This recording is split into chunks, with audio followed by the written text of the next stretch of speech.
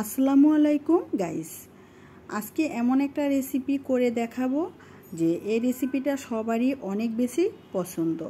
এটা হচ্ছে chicken cheese ball. তো চিকেন চিজ বল করার জন্য যা যা উপকরণ লাগবে, প্রথম লাগবে হচ্ছে চিকেন। এখানে আমি একটা মুরগির চিকেনের বেস্টের অংশটা নিয়ে টুকরো করে নিলাম।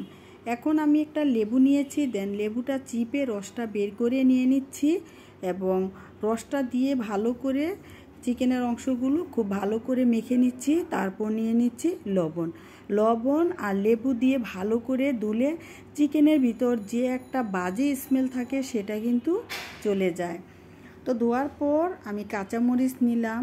তো কাঁচামরিচটা মাঝখান বরাবর করে কেটে তারপর নিয়ে নিলাম ব্লেন্ডারের একটা জারে দিয়ে দিলাম। দেওয়ার পর আমি পেঁয়াজ কুচি নিয়ে নিলাম এখানে হাফ কাপ।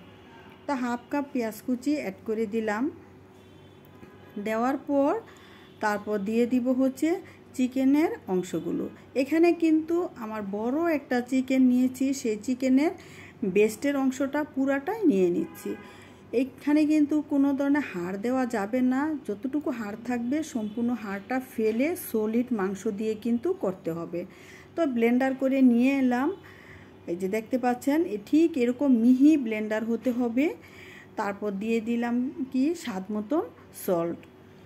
তারপর দিয়ে দিব হচ্ছে কালো ব্ল্যাক পেপারটা আমি একটু বেশি দিলাম, কারণ স্পাইসি আমার কাছে খেতে ভাল লাগে, তাই আমি স্পাইসিটা একটু সবসময় বেশি দেই। তো এখন ভালো করে এটা মেখে নিচ্ছি, খুব ভালো করে মেখে নিতে লাগবে। তারপর দিয়ে দিব হচ্ছে এখানে চিলি ফ্লেক্স। তো আমি একটুখানি চিলি ফ্লেক্সও দিয়ে দিচ্ছি। এই চিলি ফ্লেক্সটা দিলে এটা ফ্লেভারটা ভালো আসে। আর ব্রেড গাম, তারপর হচ্ছে চিজগুলো ছোট ছোট টুকরো করে নিয়ে নিচ্ছি। আর নিয়ে নিচ্ছি মিল্ক। আমি মিল্কের ভিতর চুবিয়ে তারপর এই বলগুলো বানাবো। তো এখন যেহেতু এটা চিকেন চিজ বল, তো বলের মতো শেপ দিয়ে কিন্তু বানাবো। তো চিজগুলো আমি ঠিক এটা মজারেলার চিজ, তো চিজটা দিয়ে দিলাম, দিয়ে তারপর বলের আকারে আমি শেপ করে নিলাম। নিয়ে তারপর হচ্ছে সবগুলো একইভাবে শেপ করে নিব। আর ফ্রেন্ডসরা, এই চিকেন চিজ বল কিন্তু বাচ্চারা খুব বেশি পছন্দ করে, তো ওদের কিন্তু বিকেলের নাস্তা হিসাবে আপনারা বানিয়ে দিতে পারেন। তো সবগুলো বল আমি বানিয়ে নিলাম। এখন এগুলো চুবিয়ে তারপর কোট করে নিব।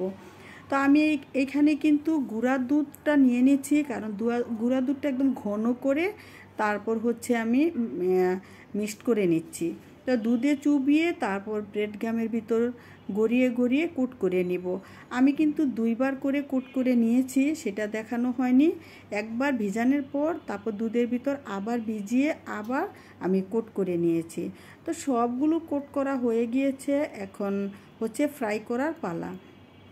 চুলায় প্যান বসালাম, তারপরে চুলার ফ্লেমটা একেবারে মিডিয়ামে রেখে তারপর তেল দিয়ে দিচ্ছি। তেলটা গরম হওয়ার পর, মানে এটা অনেক বেশি গরম হওয়া যাবে না, মানে হালকা গরম হওয়ার পরই কিন্তু এক একটা চিকেন চিজ বল তেলের ভিতর দিয়ে দিতে হবে।